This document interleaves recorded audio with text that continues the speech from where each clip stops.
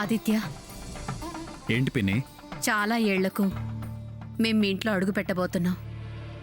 వెళ్లే ముందొకసారి మీ నాన్నగారి సమాధిని దర్శించుకుని వెళదాం. వారి ఆత్మ కూడా శాంతిస్తుంది, సంతోషపడుతుంది. అలాగే పిన్ని.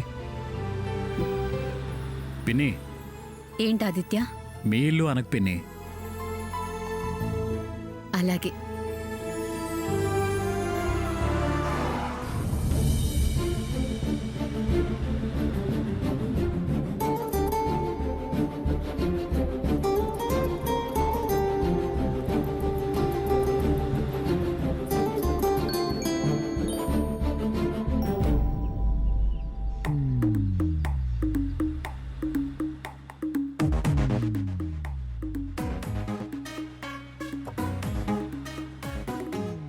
సార్, ఒకసారి కార్ ఆపుతారా?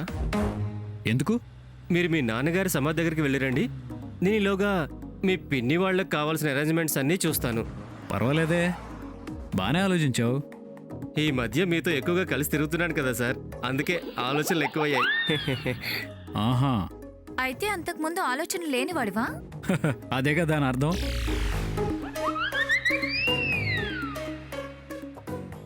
మరీ ఆలోచన లేనివాడినే కాదు, కాకపోతే ఇంత షార్ప్ కాదు.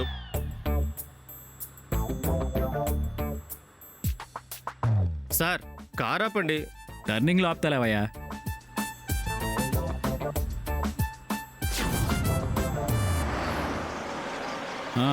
దిగు.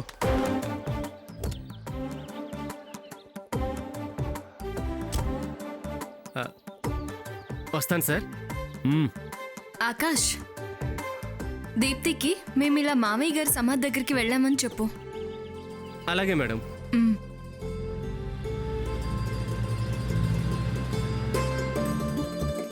అర్జెంట్గా క్యాబ్ బుక్ చేసుకోవాలి.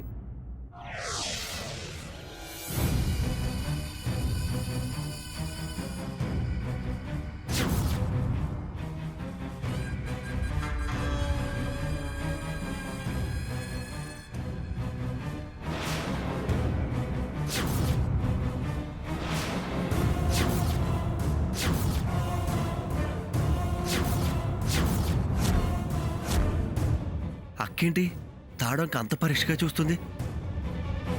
వాళ్ళు వస్తున్నారని భయపడి కొంప తీసి నో.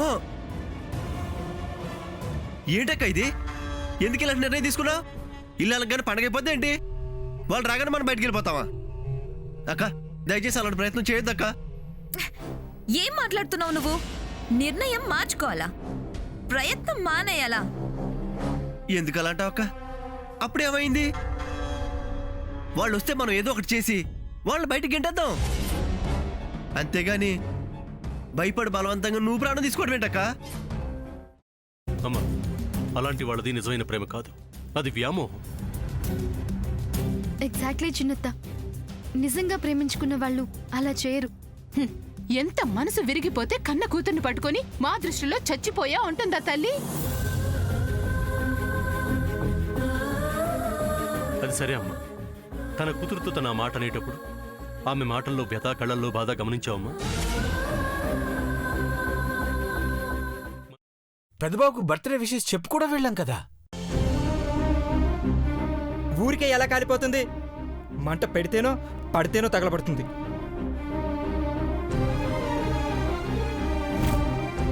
కరెక్ట్ చిన్నబాబు, నీకొచ్చినట్టే నాకు డౌట్ వచ్చింది.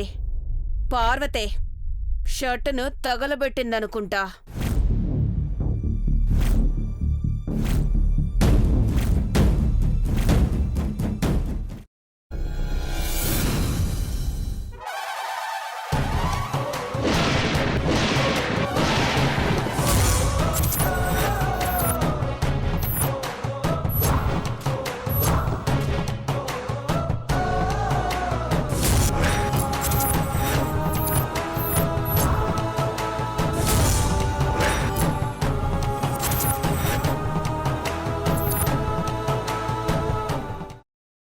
తర్వాత పొట్టు తీసేసి చాప్ చేసి పక్కన పెట్టుకోవాలి. ఒక ప్యాన్లో కొద్దిగా నూనె వేడి చేసి అందులో ఆవాలు, మినప్పప్పు, శనగపప్పు, కరివేపాకు, సన్నగా తరిగి పెట్టుకున్న ఉల్లిపాయలు వేసుకుని 1 నిమిషం పాటు వేయించుకోవాలి. ఆ తర్వాత కాల్చి కట్ చేసి పెట్టుకున్న వంకాయని కూడా అందులో వేసుకుని బాగా మిక్స్ చేసి బౌల్లోకి ట్రాన్స్ఫర్ చేసుకుని అందులో తగినంత చిక్కటి పెరుగు లేదా పల్చటి పెరుగు వేసుకుని మిక్స్ చేసి అన్నంతో కానివ్వండి, చపాతీతో కానివ్వండి సర్వ్ చేసినా చాలా బాగుంటుంది.